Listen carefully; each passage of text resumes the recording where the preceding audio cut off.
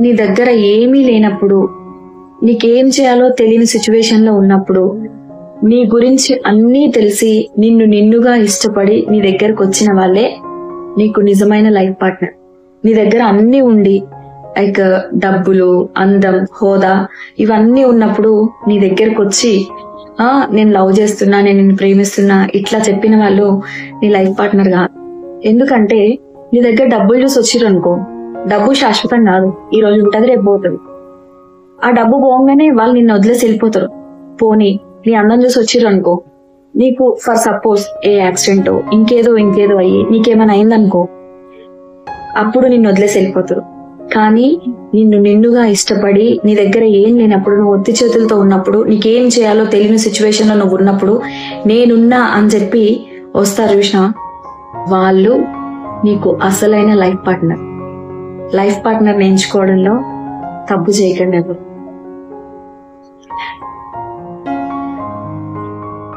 ఓయ్ హలో, ఏమైంది? బాధపడుతున్నావా? ఏడుస్తున్నావా? నా అనుకున్నది నా దగ్గర లేదు, నాకు నచ్చింది నా దగ్గర లేదు, లేదా నా అనుకున్న వాళ్ళు నన్ను మోసం చేసి వెళ్ళిపోయారు, ఇట్లా అనుకొని బాధపడుతున్నావా? ఏడుస్తున్నావా? ఏడవకు. ఇప్పుడు నీ దగ్గర నుంచి ఒకటి వెళ్ళిపోయింది అంటే అంతకన్నా గొప్పది నీ లైఫ్ లోకి వస్తుందని అర్థం. నిన్ను పుట్టించిన దేవుడికి తెలీదా నీకెప్పుడు ఏం కావాలో అని? పెద్దవాళ్ళు అంటారు కదా, నారు పోసిన వాడే నీరు పోస్తారని చెప్పేసి, అట్లా ఎప్పుడు ఏం కావాలో దేవుడికి తెలుసు. ఏడోకు, అంతా మంచి అయితే. కొంతమంది ప్రేమిస్తున్నా అని చెప్పడానికి, అంటే అబద్ధపు ప్రేమను నిజమైన ప్రేమ అని చెప్పడానికి చాలా ఎఫర్ట్ పెడతారనమాట. చాలా అబద్ధాలు చెప్తారు, చాలా మోసం చేస్తారు, చాలా అంటే చాలా నమ్మిస్తారనమాట. కానీ వాళ్ళ యాక్టింగే అంత బాగుంటే వాళ్ళు నిజంగా లవ్ చేస్తే ఇంకెంత బాగుంటది కదా? ఎప్పుడైనా అనిపించిందా వాళ్ళు నిజంగా ప్రేమిస్తే ఇంకెంత బాగుండు అని చెప్పి? వాళ్ళ యాక్టింగ్కే అసలు మనము ఇంత ప్రేమనా, ఇంత ఇష్టమా, ఇంత కేరింగ్ చూపిస్తున్నారు అని చెప్పేసి ఇక్కడికి వెళ్ళిపోతాం. ఒకవేళ అదే నిజమైతే ఇంకెంత బాగుంది కదా. హలో, వింటున్నావా? నీకే చెప్తున్నా, నమ్మకం అనేది చాలా విలువైనది. ఒక్కసారి నువ్వు ఆ నమ్మకాన్ని ముక్కలు చేసి ద్రోహం చేసి వెళ్ళిపోయావంటే ఆ వ్యక్తి ఎప్పటికీ నిన్ను నమ్మలేరు. గుర్తుపెట్టుకో, నమ్మకాన్ని కోల్పోకు. ఒకసారి నమ్మకం పోయింది అనుకో, మళ్ళా తిరిగి రాదు.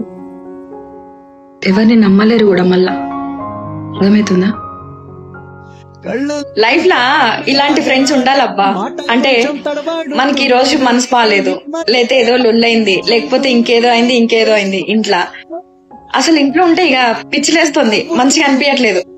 వెంటనే ఫ్రెండ్ కి ఫోన్ చేసి, అరే నాతో కావట్లేదురా, నాకు అయితలేదు, నేను నీ దగ్గరకు వస్తున్నా, నీతో మాట్లాడుతానన్నా నేను సెట్ అయితా అని చెప్పి ఫోన్ కొట్టి వెంటనే ఆ ఫ్రెండ్ దగ్గర పోయి చిల్ అవ్వాలి. ఇంకా వాడు ఎవడైతే ఫ్రెండ్ ఉన్నాడో వాడు ఆలోచన అంతా డైవర్ట్ చేస్తాడు అనమాట. ఇట్లాంటి ఫ్రెండ్స్ ఒకరు ఉండాలి కదా లైఫ్ లో. The best friend. మనకి 10 మంది 20 మంది ఫ్రెండ్స్ ఉన్నా మనం ఒక్కరినే చూస్ చేసుకుంటాం, వాళ్ళే మనకి ది బెస్ట్ అన్నమాట.